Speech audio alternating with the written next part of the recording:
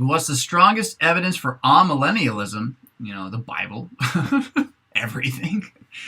What's not? What's the strongest evidence for premillennialism? I mean, really, where is it? There is no evidence. Look at this stinking, unfocused camera. Sorry if you're listening later. My goodness, is that frustrating. There's no evidence for it. You got one verse. Did you watch the Revelation video I did recently? I get it. And by the way, the camera angle, we're going to get that fixed if you're watching this. I spent like an hour, almost an hour, walking you through, out of chapter 1, the word tribulation. Right? The word tribulation shows up, is it 3 or 4 times? I forget. I think it's 4 times. 4 times. And one of them, everyone assumes is about the future, but the other 3 are not about the future. They're about the present. So you go to the one that everyone assumes is about the future, and you look at the context, and you say, well, what tells you it's the future? Nothing. We just think it is. Oh, okay. You're making it up then. Cool. So I'm going to stick with his reference to the tribulation being something that he's our brother in. He's actually present in the midst of the Great Tribulation. Now, does he say that about the millennium? No. Although he does call us kings, right? Royalty, right? The reign is, when did Jesus, if we're waiting for Jesus to be crowned, why are we doing that, right? If the millennium is the beginning of his reign, why did his reign not begin when he ascended the throne of the cross, or at the very least when he ascended the throne of heaven and sat down at the right hand of the Father? How is that not his reign? What other reign are you waiting for? A merely earthly reign? Does the text actually say that? So I don't think amillennialism needs any proof. If you want to get into like why we call it it's a really bad word. It's a terrible word.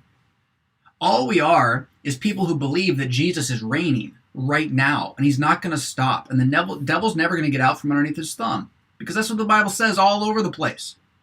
The only exception to the devil getting out would be how he must be released, right, for a little while at the end of Revelation. So you can take one unclear text and undo everything else.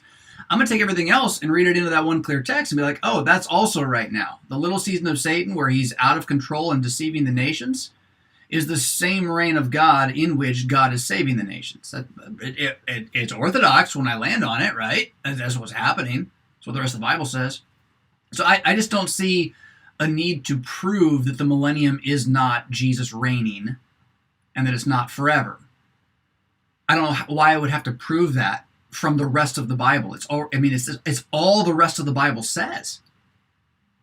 And then, so I think you need to prove, and not necessarily you, layman loving logic. It may not be you. You're just asking the question. But I think the person who's so active in this needs to prove that premillennialism is clearly taught in the entire Bible, and not just in one story, epic, video, cosmic, apocalyptic verse near the very end.